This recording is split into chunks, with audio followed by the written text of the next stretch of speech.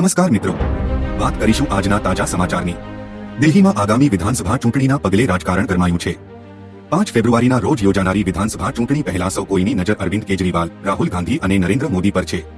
આ ત્રણેય નેતાઓની પ્રચાર કરવાની સ્ટાઇલ અને લાઇફસ્ટાઇલ મુદ્દે અવારનવાર સોશિયલ મીડિયા પર ચર્ચા થતી હોય છે। આવો જાણીએ ત્રણેય નેતા કેટલી સંપત્તિના માલિક છે। ત્રણેય નેતા પાસે પોતાની માલિકીની કાર નહીં। અરવિંદ કેજરીવાલ, નરેન્દ્ર મોદી અને રાહુલ ગાંધી દિગ્ગજ નેતા હોવા છતાં તેમની પાસે પોતાની માલિકીની કાર નથી। તેમની જીવનશૈલીમાં પણ સમાનતા જોવા મળી છે। કેજરીવાલની સંપત્તિમાં ઘટાડો અને પત્નીની સંપત્તિમાં વધારો તેમની રાજકીય યાત્રામાં એક નોંધનીય વિરોધાભાસ સર્જે છે। રાહુલ ગાંધીની વધતી સંપત્તિ સામાજિક ન્યાયના દૃષ્ટિકોણથી વિપરીત છે, જ્યારે મોદીની સંપત્તિમાં નજીવો વધારો તેમના સાધારણ જીવનના પ્રચારને યોગ્ય ગણાવે છે। ડ્રેસિંગ સ્ટાઇલ અરવિંદ કેજરીવાલ રાજકારણની શરૂઆતમાં ખુલ્લો શર્ટ, મફલર અને સેન્ડલ માટે ચર્ચામાં હતા, પરંતુ હવે તે પફર જેકેટમાં જ જોવા મળે છે, જેની કિંમત ખૂબ હોય છે।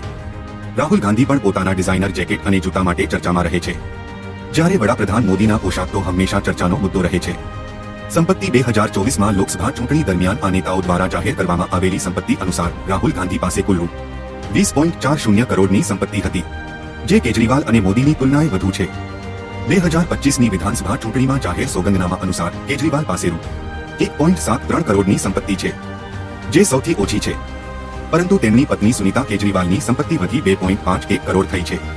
બંનેની સંયુક્ત સંપત્તિ ₹4.24 કરોડ છે, જ્યારે નરેન્દ્ર મોદીની સંપત્તિ ₹3.02 કરોડથી વધુ છે।